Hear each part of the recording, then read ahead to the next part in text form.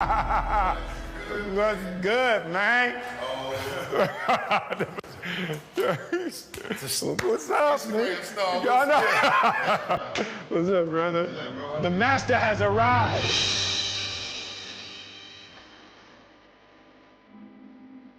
Dave Chappelle has agreed to let me open for him, and in classic Dave Chappelle form, he said, yeah, next week, Wednesday, I got a show. So I got 7 days to prepare to do stand-up for the first time. I love the fear confront, man. When we reached out, I was thinking 6 weeks from now, you know. No. 12 weeks from now, Dave was like, cool, next week. Yo, you call your brother, I come running, man. You know what it is, man. I appreciate that. Love, man. Appreciate you, man. So I just wanted to sit with you and get some pointers and some ideas. I've never done stand-up. Like, I've never used my life to create material to try to make people laugh. Oh, okay, this is gonna be fun. Yeah. All right, so I'll run down a checklist. Yep. All right, and I don't know who's directing it, but you might want to put these things on the lower third. Ooh, on the lower third? Yeah. Put it right around here. There should be some words, okay? See, that's why you come to a master, right there. Yeah, you know, I know the lingo. The first thing I'll tell you is confidence is key. The reason you should be confident is primarily because you're Will Smith. Like, it's not gonna go bad. No. Because I've been watching you for years. You're actually a funny dude. I've spoken to you before. You're a great conversationalist. Because what else do you really need? All you need to do is pick the right to talk about. Yeah. So then number 2, pick the right to talk about. And the best advice I got ever doing comedy was from a comedian that was not particularly good, but the advice was very important to me. He said, you are one of these comedians that think you have to be funny all the time. And you don't. But you do have to be interesting all the time. That's deep. It works, I like man. that. Yeah, You have to be interesting all the time. So you just gotta look at it like you're conducting a conversation with no rebuttal. Got it. They're talking back with their laughter, or in many cases, in my cases, their disapproval. It's definite. You know, but especially someone of your stature, if they can feel you, they'll never forget you. They'll be like, okay, this is the greatest that's ever happened. And you can tell them about anything. The more embarrassing it is, the more relatable you are, because because everyone thinks you're perfect. Nobody's perfect, but it's fun to be self-aware in front of people, and then a lot of times they forgive themselves for something. Just hearing somebody work through something. That's beautiful. Yeah, it's fun. I've had a lot of historical wins, so people are used to me doing things well. So when I do something that's not well, it's like it breaks an image. I want to be able to be free to fail. I think I've earned the right for gigantic public failure. The beauty is in the attempt. The fact that you're trying to do it, you're enamored with it. The other thing is if you set up what you're doing, like this is part of my bucket list. Things I've always wanted to do, things I've been afraid of. So I'm jumping out of a helicopter, I'm doing stand-up. And I'm Kathy Griffin.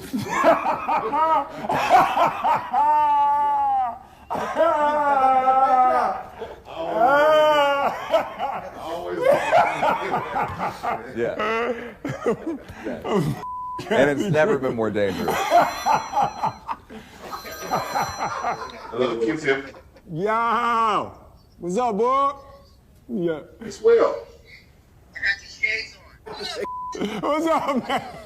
Man, I ain't got no CeeLo dice, though.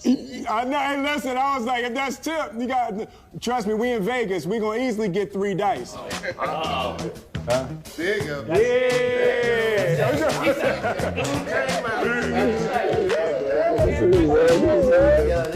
This is CeeLo King. Yo. Them dice. Don't let the smoke Dice. taste fool you. Listen, they just They'll do. take all your money. They just, the dice do, they do what I want them to do. They do what I want them to do.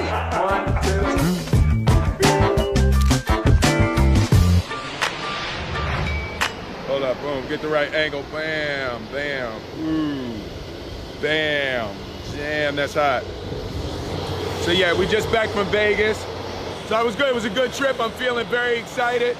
All right, can I be honest with y'all? I'm just testing the camera. This is my first. It's a new camera, so I really don't have nothing to say. I'm just testing the camera. The stand-up is about exploring my life, having the opportunity to think about my life and think about my experiences in a way to craft them into jokes is a beautiful self-exploration. With me being the source of the material, I just need help mining my life and mining my experiences to be able to structure them into a routine. I got a sense of the type of stand-up I'll do. I think I'm a straight storyteller. It's not jokes for me as much as it's stories. As a fan, I kind of wanted him to talk about stuff that I want to know. You know, like how he feels about his family's success and how his family is growing and how they're all superstars. Talk about some close things that people really haven't heard about on stage. So it's gonna be really intimate. It's gonna be a door opening into Will's life.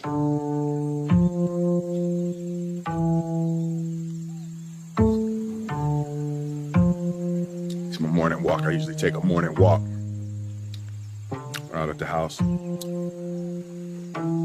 Jada turned the whole damn house into a set. See that? Look at all that. What the f is that doing? What is she shooting on the roof? Y'all see that? That's my house. I have lost control of my house.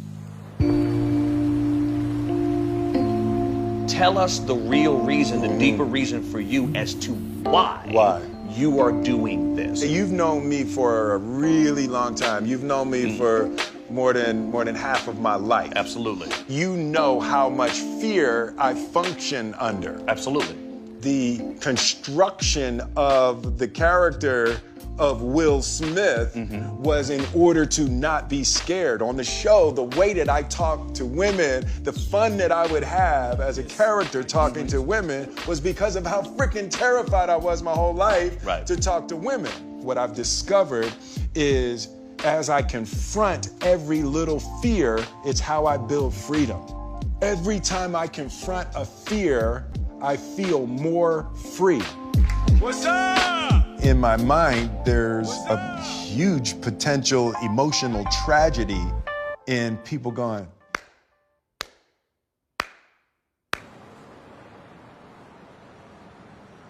I'm getting nervous. Are you? We're getting close. Yeah, I'm actually getting nervous. I'm gonna learn something about myself. One of the things I'm already clear about is I care too much what people think about me. Like there's something I have to earn from people, like addicted to adoration. Like I thought I had broken that, but as I can see, I still struggle with a little bit of a need for approval. The nerves around being judged are huge for me. It's been a big part of the difficulty in experiencing the joy that I want to experience in this life. And even doing the stand-up, if it sucks, it sucks, but I'm not going to allow the fear of the disapproval of others to keep me from living the way I want. The good news is, fear is good for comedy. Really? Okay. Yeah, it's the best. I need that. One of the best shows I ever seen, a guy that went on was terrified. Love it. All right. Yeah, no, that's good. So I'm lined up for that. Yeah. I'm definitely lined up for that. The other thing is you gotta remember, you're a big star. Yep. If you look anybody directly in the eyes, they might look away. Wow. That's the power of celebrity. And you're a good dude. You don't have to put on any airs. You don't have to, you just, whatever. You know what I mean? Being a good dude in comedy, that's rare. Yeah. Comics are ass. You gonna love it, man. Hello. What's up, man? What's happening? Whoa, hey, that's very bright. All right, paparazzi, I'll meet you at the next place. I keep thinking in the wrong one. We got Kitten guests. Yeah. Man. Sorry, I'm smoking in your car. painfully addicted to nicotine. You know the hardest part for acting with me? Not looking in the camera. Not looking at I can't even do the basics. Do you have any comments about Kanye West running for president? What? Kanye West running for president. I've heard nothing about this man. Oh, really? No, I haven't heard anything about this. Okay. Man. All right. Well, hopefully we'll get the right celebrity in office. Yes. Can you, Will Smith, or you run for president? You would vote for me if I ran? I would. All right, Yeah. that's what I'm gonna consider it. I'm gonna take that under advisement. Please. And I'll be the vice president. That way, nothing bad will happen to Will. Oh my gosh, that is wonderful. A rock and a hard place. I love you guys. I love you. Be well. We have to make a movie together. That will be hilarious. Hey man, what's my last minute pep talk? You said something to me in Vegas that I've been thinking about since you said it, about confronting fear, like that's what your life's about. Yeah. And I'm like, that's a great way to live. Mm-hmm. But the thing that is so admirable about it is, even myself, I rarely step out of my comfort zone. Yeah. Let me tell you, you know who makes me nervous when they're in the audience? Who? Eddie Murphy. Really? Yeah, I don't get starstruck. Something about when I see him in an audience, Really? it makes me feel bad about myself. Because I know he's better than me. Yeah. Even though he don't do it anymore, I'm like, yeah, you're naturally more gifted. Eddie's hilarious, man. The Godfather. Yeah, he's a wild dude.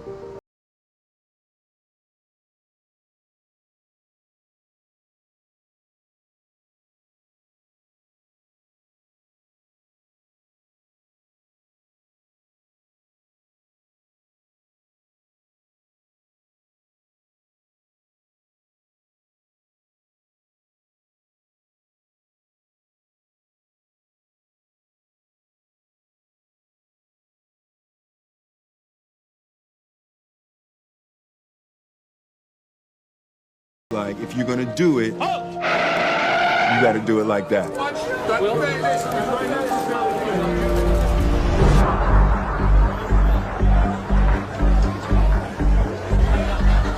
Feel that energy? Feels good in here, doesn't it? Well, don't forget, herpes is in the room. I've definitely used fear to overcome my internal and personal weaknesses.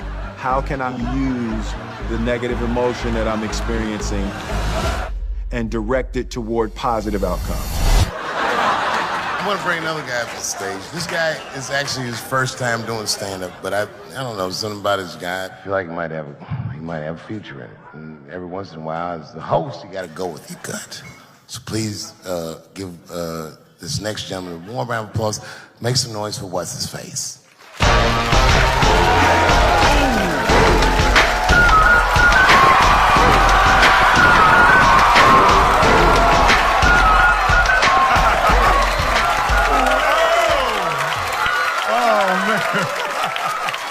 I know y'all like, what the hell is Will doing up there? Let me explain. It's my 50th birthday next week. Yep. And I've decided I'm going to do every damn thing I've ever wanted to do in my life. I'm going to meet everybody I want to meet and go everywhere I want to go. So this is one of the first things on my bucket list, to do stand-up. Next week, I'm bungee jumping out of a helicopter over the Grand Canyon on my actual birthday. Third episode, I'm going to have sex with Kathy Griffin.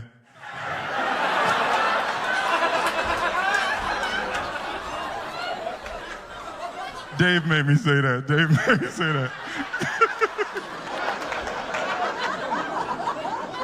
It's really a new time in my life. My kids all grown, my family, they all doing their thing. And I've kind of lost control of my house. Like Jada, she's shooting her show, the Red Table Talks. Have y'all seen that?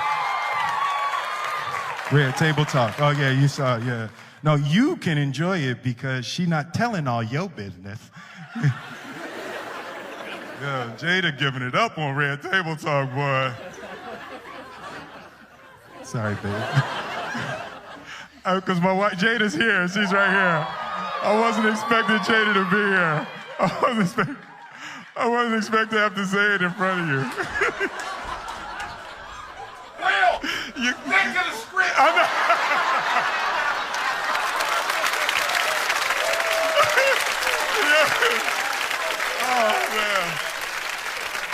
Oh, man. Even Jaden, like Jaden, that's my dog. Jaden was my one family member I thought I was going to have. He got this new joint, Icon. I don't know if y'all heard what you call an icon living. Start a record label, Misfits. Yo, that joint is crazy. He recorded it in my house, put it out, and never said to me. I found out on Spotify. And I'm looking on my playlist, like, new music from Jaden Smith. Like, who the is Jaden Smith? You know, and I get to the house.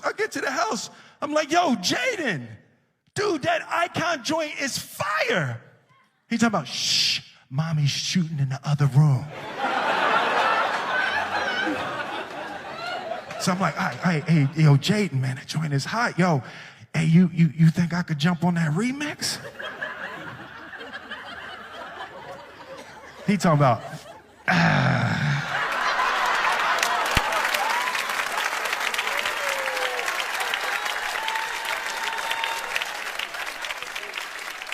was like, he just looked at me like I'm the second best rapper in my house. So I waited for him to go to sleep. I went in the studio, I jumped on the remix anyway.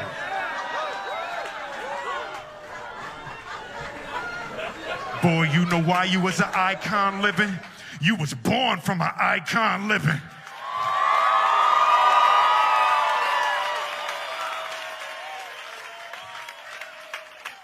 While he was still asleep, I just got all my Grammys and put them all over the house.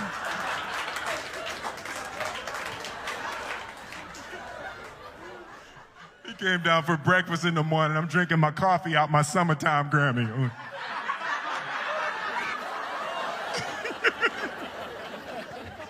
I'm petty. Like, I'm not even gonna front. I'm petty. I come from a long line of petty Smiths. My father was petty. I remember when Independence Day came out, and it was like, it had broke all the records and all of that, and global biggest movie, everything. And my phone rings at 3 o'clock in the morning. He like, hey. I'm like, yo, Dad, what's up? Hey, man, you see these numbers?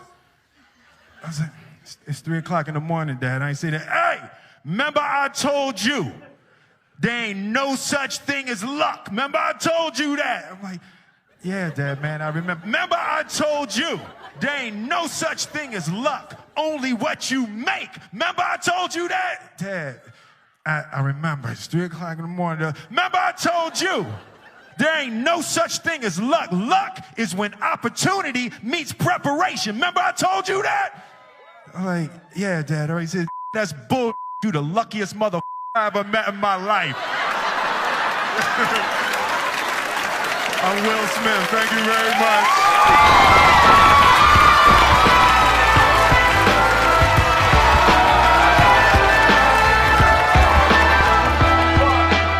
What I've discovered is if you are comfortable, you're not growing, and that's real.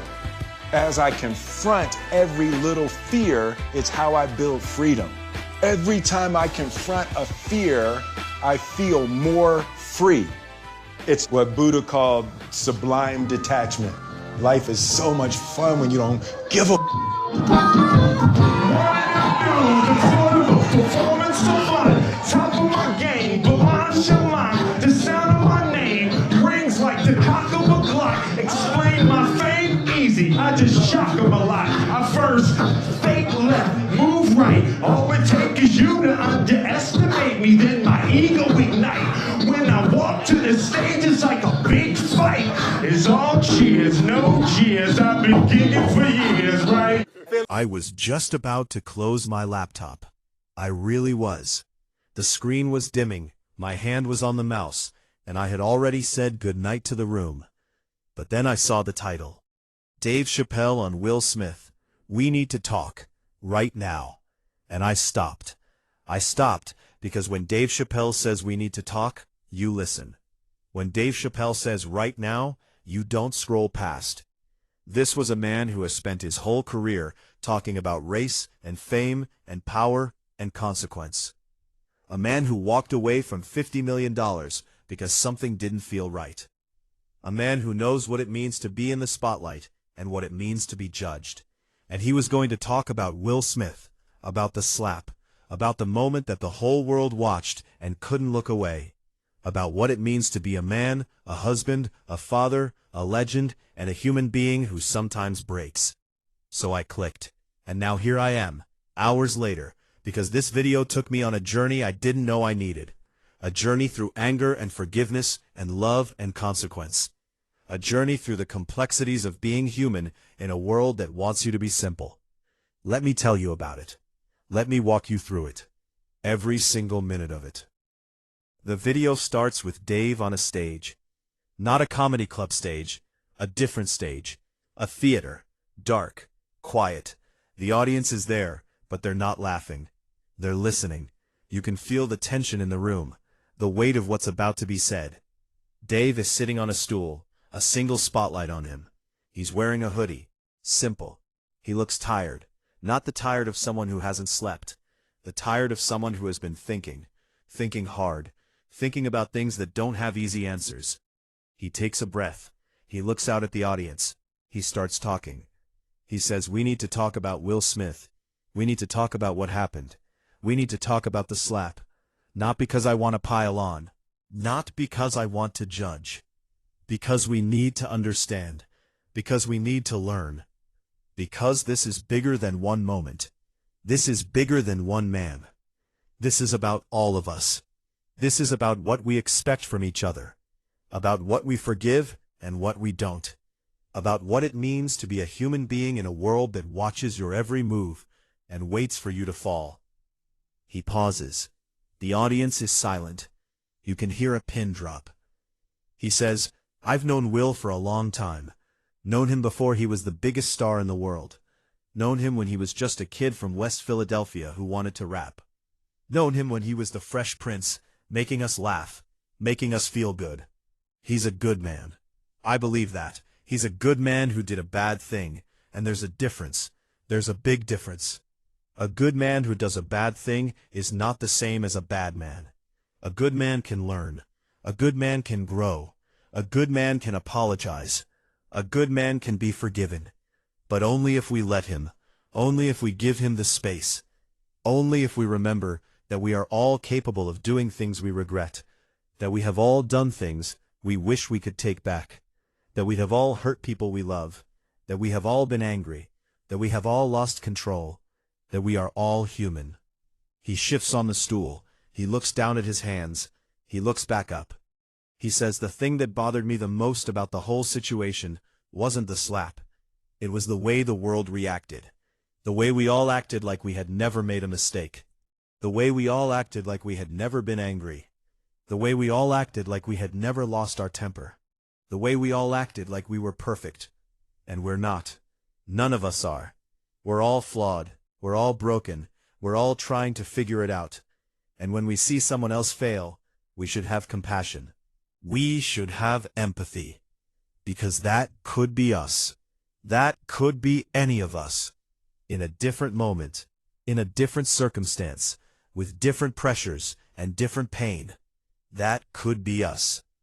I felt that. In my chest. Because it's true. We are so quick to judge. So quick to condemn. So quick to forget our own mistakes. We watch someone fall and we point fingers and we feel superior. But we forget that we have fallen too.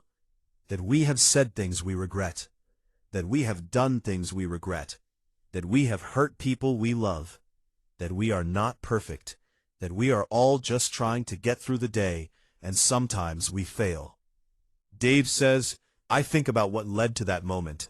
The pressure, The scrutiny, the jokes, the years of jokes, the way his wife was talked about, the way people disrespected her. And I'm not saying that excuses what he did. It doesn't. But it explains it. It provides context. It helps us understand. And understanding is important, because without understanding, we can't learn. Without understanding, we can't grow. Without understanding, we just react. And reacting is not the same as responding. Reacting is emotional. Responding is thoughtful. And we need more thoughtfulness. We need more understanding. We need more compassion. He leans forward. His voice gets softer, more intense.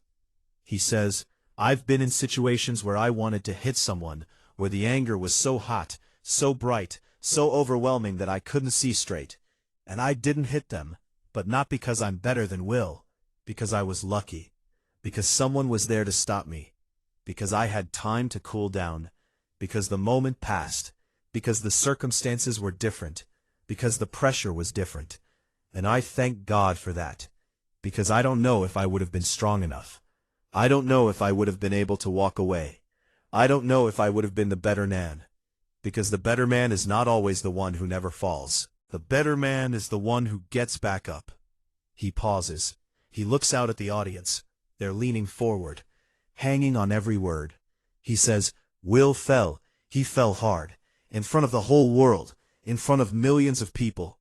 And he has to live with that. Every day, every moment, every time he sees the memes, the headlines, the jokes, he has to live with the fact that he lost control, that he hurt someone, that he let himself down, that he let his family down, that he let his fans down. And that's punishment. That's real punishment. That's not something we need to add to. That's not something we need to pile on. He's already punishing himself. He's already living with the consequences. He's already trying to figure out how to move forward. And he needs our support. He needs our compassion. He needs our understanding, not our judgment, not our condemnation, not our superiority. He takes a breath. He rubs his face with his hands. He says, I'm not saying what he did was right. It wasn't. Violence is not the answer. It's never the answer. And he knows that. He knows that better than anyone. He spent his whole career being the good guy, the hero, the role model, the man who makes you feel good. And in one moment, in 1 second, he threw all of that away. And he has to live with that. Every day, for the rest of his life. That's a heavy burden. That's a heavy weight. And I don't envy him. I don't envy anyone who has to carry that. Who has to look in the mirror and see the person who let everyone down. Who has to answer to his wife, his children, his friends, his fans. That's hard. That's really hard. And I have compassion for him, because I know what it's like to be in the spotlight, to have everyone watching, to have everyone waiting for you to fail, and to know that when you do, they'll be there, ready to tear you apart. He looks at the camera, straight into it. He says, so here's what I want to say. To Will, to the people who are angry, to the people who are disappointed, to the people who are confused. We need to talk. We need to have a conversation, not about the slap, about what comes after, about forgiveness, about redemption, about growth, about what it means to be human. Because we are all going to make mistakes. We are all going to fall. We are all going to do things we regret. And the question is not whether we fall. The question is what we do after. Do we get back up? Do we learn? Do we grow? Do we apologize? Do we make amends? Do we try to be better? And if the answer is yes, then we deserve a second chance. We deserve forgiveness. We deserve compassion. Because that's what makes us human. That's what makes us worthy. That's what makes us capable of change. He pauses. The audience is silent. He takes a sip of water. He sets the glass down. He says, I'm not here to tell you how to feel. I'm not here to tell you that you have to forgive him. That's between you and your conscience. But I am here to tell you that we need to think. We need to reflect. We need to ask ourselves hard questions about what we expect from each other, about what we forgive, about what we condemn, about how we treat people when they fail. because we are all failing, every day, in small ways, in big ways. We are all falling short. And we need each other. We need each other to lift us up, to help us get back on our feet, to remind us that we are not defined by our worst moment, that we are defined by what we do after, by how we respond, by how we grow, by how we love. He takes a breath. He says, Will Smith is a good man. I'll believe that. He did a bad thing, but that doesn't make him a bad man. It makes him a human man, a flawed man, a man who lost control, a man who made a mistake. And if we can't forgive that, if we can't find compassion, then what are we? What are we doing? What kind of world are we building? A world where one mistake defines you forever? Where there is no room for growth? Where there is no room for redemption? Where there is no room for love? That's not a world I want to live in. That's not a world I want to leave for my children. He looks at the camera one more time. His eyes are tired, but kind. He says, So let's talk. Let's really talk. Not about the slap. About us. About what we need. About what we expect. About what we forgive. About what we can learn. Because if we can learn something from this, if we can grow, if we can be more compassionate, more understanding, more human, then maybe it wasn't for nothing. Maybe we can turn this into something good, something meaningful, something that helps us be better, to each other, to ourselves, to the people we love. Because that's what matters. That's what lasts. That's what makes us human. He reaches out, his hand touches the camera. The video ends, and I'm just sitting here, in the dark, my living room, my blanket, my cold tea, my tired eyes, my wet cheeks, thinking about Dave Chappelle, about Will Smith, about the slap, about the fall, about the getting back up, about forgiveness and compassion and what it means to be human. I think about what he said about judgment, about how quick we are to condemn, about how we forget our own mistakes, about how we act like we're perfect, and we're not. None of us are. We've all done things we regret. We've all hurt people we love. We've all lost control. And we've all needed forgiveness. We've all needed someone to give us a second chance. To see us not as our worst moment, but as the sum of all our moments. The good and the bad, the triumphs and the failures, the love and the pain.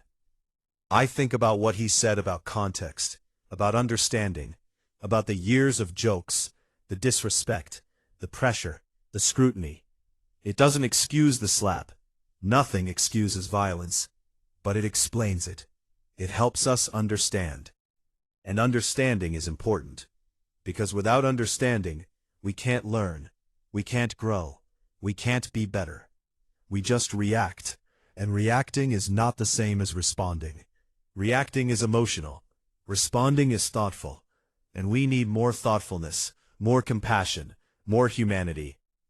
I think about what he said about getting back up, about redemption, about growth, about the question not being whether we fall, but what we do after.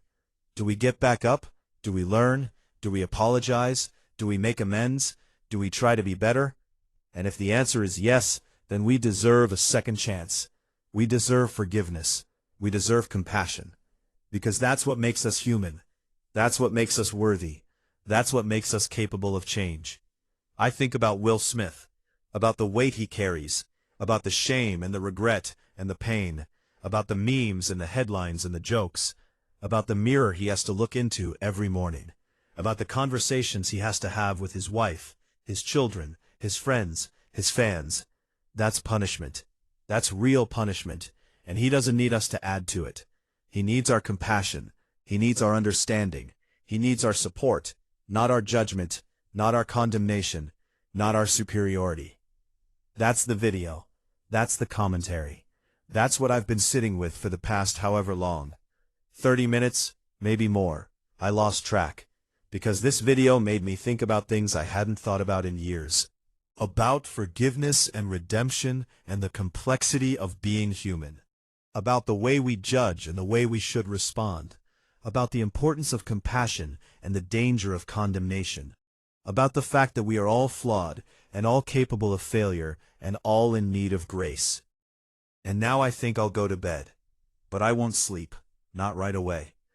I'll lie there, staring at the ceiling, thinking about Dave Chappelle, about Will Smith, about the slap, about the conversation we need to have, about the way we treat people when they fall, about the way we want to be treated when we fall, about the golden rule, about compassion, about love. And maybe, just maybe, I'll think about my own life, about the times I've fallen, about the times I've needed forgiveness, about the times someone gave me a second chance, about the times I gave someone else a second chance, about the grace I've received and the grace I've given, about the person I want to be, the person who responds, not reacts, the person who understands, not judges, the person who loves, not condemns. Good night, for real this time. No more scrolling, no more videos. Just me and the ceiling, and the memory of Dave Chappelle's tired eyes, and his quiet voice, and his call for compassion. And the hope that somewhere, in a world full of judgment and condemnation and superiority, there are people who are trying to be better, trying to forgive, trying to understand, trying to love, trying to remember that we are all human, that we all fall, that we all need grace. He pauses. He takes a sip of his tea. His hands are shaking, just a little. He says, "I'm not a religious person. I don't know what happens after we die, but I hope that somewhere, somehow, Michael Jackson knows that he mattered, that he was loved, that he will never be forgotten, that his music will play for generations, that his dance will be copied by millions, that his spirit will live on. And I hope that we learn from his life, that we remember to see the person behind the performance, that we remember to ask if they're okay, that we remember that fame is not a gift, it's a burden, a heavy burden. And the people who carry it need our compassion, they need our understanding, they need our humanity, because they are human, just like us, flawed, broken, beautiful, trying to figure it out, just like us." He reaches out, his hand touches the camera, the video ends, and I'm just sitting here, in the dark, my living room, my blanket, my cold tea, my tired eyes, my wet cheeks, thinking about Michael Jackson, about the legend and the person, about the music and the pain, about the fame and the loneliness, about the way we loved him and the way we failed him. I think about my own memories, watching the Thriller video for the first time, being scared and thrilled at the same time, trying to learn the moonwalk in my bedroom, slipping on the carpet, laughing at myself, singing along to Billie Jean with my friends, not really understanding the words, but feeling the rhythm. Michael Jackson was there, in the background, in the soundtrack, in the moments of joy and dance and freedom. He was a part of my childhood, a part of all of our childhoods. And I think about what Trevor said, about the loneliness, about the isolation, about the way we consumed him and didn't ask what it was costing him. I think about the documentaries, the interviews, the way he looked in the later years, fragile, thin, lost, like a ghost of the person he had been. And I wonder if we could have done something, if we could have seen him differently, if we could have loved him differently, if we could have saved him. I think about what it means to be a fan, to love someone's art but not know the person, to feel connected to someone who has no idea you exist. That's the paradox of fame. The closer you get to everyone, the farther you are from anyone. The more people love you, the less you feel loved. Because they don't love you. They love the idea of you, the image, the performance, the persona, and the real you is invisible, alone, screaming inside while the music plays. Trevor Noah understood that. He understood because he has experienced fame himself. He has been in the spotlight. He has been recognized on the street. He has been the subject of headlines and controversies. He knows what it's like to be seen and not known. And he brought that understanding to his reflection on Michael Jackson. Not as a fan, not as a critic, as a human, as someone who has felt the weight of the spotlight, as someone who knows what it costs. That's the video, that's the commentary, That's what I've been sitting with for the past however long. 30 minutes, maybe more. I lost track. Because this video made me think about things I hadn't thought about in years. About Michael Jackson, about fame, about loneliness, about the way we consume our heroes and then throw them away. About the person behind the performance, about the human behind the legend. And now I think I'll go to bed. But I won't sleep. Not right away. I'll lie there, staring at the ceiling, thinking about Michael Jackson. About the child who never got to be a child. About the man who was never allowed to be himself. About the legend who was never allowed to be human. About the music that still makes me dance. About the pain that still makes me cry. And maybe, just maybe, I'll think about the people in my own life. The ones who are performing. The ones who are hiding. The ones who are lonely in a crowd. And I'll try to see them, really see them. Not the performance, the person. Not the smile, the pain. Not the image, the truth. Because that's what Trevor taught me tonight. To see, to really see. To ask if they're okay. To listen, to care. To love the person, not just the performance. Good night. For real this time. No more scrolling. No more videos. Just me and the ceiling, and the memory of moonwalks and sequined gloves, and the sound of a voice that could make the whole world sing, and the hope that somewhere, beyond the fame and the pain and the loneliness, Michael Jackson is at peace, that he knows he was loved, that he knows he mattered, that he knows he will never be forgotten.